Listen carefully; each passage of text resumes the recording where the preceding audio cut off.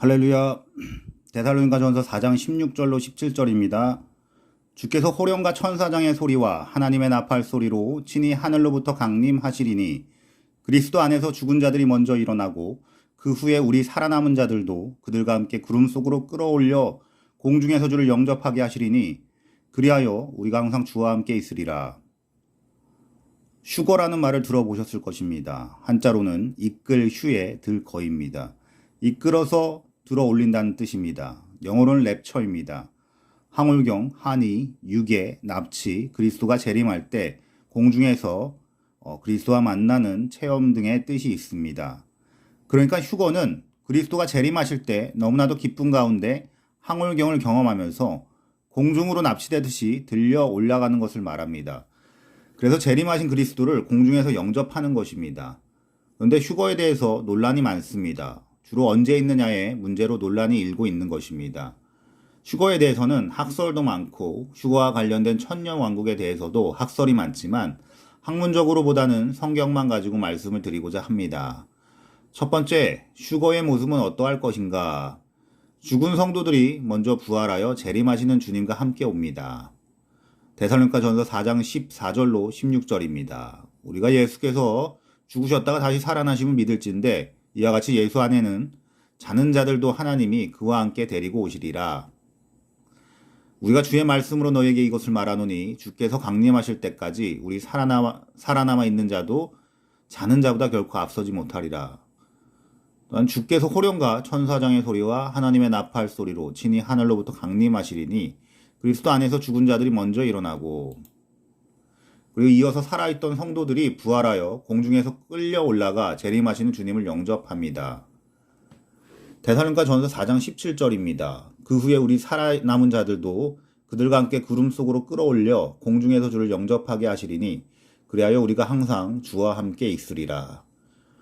둘째는 휴거는 언제 있을 것인가 입니다. 휴거라는 사건이 일어나는 날은 다름 아닌 예수님이 재림하시는 날입니다. 그럼 예수님은 언제 재림하십니까? 휴거는 언제 있을까요?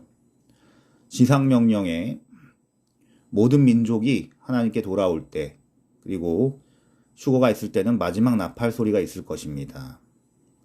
고린도전서 15장 52절 보라 내가 너희에게 비밀을 말하노니 우리가 다 잠잘 것이 아니요 마지막 나팔의 순간에 호련이 다 변화되리니 나팔 소리가 나매 죽은 자들이 썩지 아니할 것으로 다시 살아나고 우리도 변화되리라.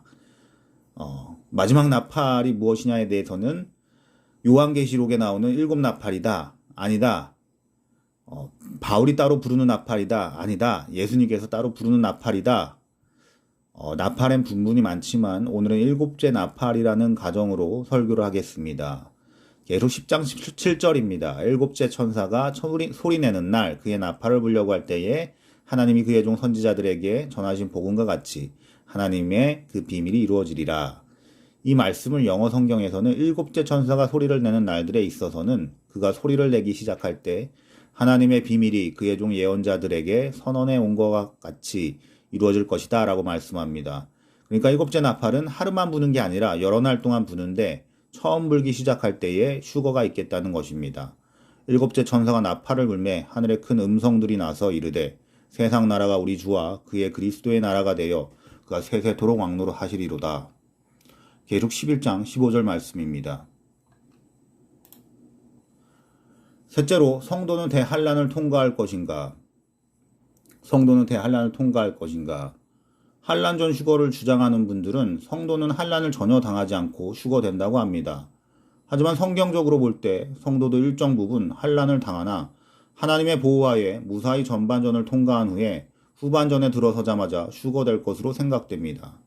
마지막 나팔, 즉 7째 나팔에 휴거된다고 하면 그 전까지 천재지변의 환란이 상당히 있습니다. 전쟁과 기근 지진이 있습니다. 해가 검어지고 달이 피같이 변하고 별들이 떨어집니다. 수많은 사람들이 죽습니다. 예수님도 일정 부분 환란을 통과할 것이라고 말씀하셨습니다. 그때에 그 환란 후 해가 어두워지며 달이 빛을 내지 아니하며 별들이 하늘에서 떨어지며 하늘에 있는 권능들이 흔들리리라. 그때 인자가 구름을 타고 큰 권능과 영광으로 오는 것을 사람들이 보리라. 그러므로 휴거가 일어나는 결정적인 징표는 해가 어두워지고 달이 피같이 변하고 별들이 떨어지는 것입니다. 하늘에 심상치 않은 일들이 일어나는 것입니다. 그러므로 아직 먼 사건입니다. 그러므로 아직은 하루하루 주어진 삶에 충실하고 생업에 충실해야 하겠습니다. 은사주의에 빠지지 말고 뭔가 눈에 보이고 손에 잡히는 것을 추구하지 말고 기본에 더욱 충실해야 하겠습니다. 예배에 충실하고 성경을 읽어야 하겠습니다. 은사를 추구한다고 성령이 오시는 것이 아닙니다. 성령님은 말씀을 들을 때, 말씀을 읽을 때 그 말씀을 통해서 오시기 때문입니다. 오늘 휴거에 관한 말씀 마치도록 하겠습니다.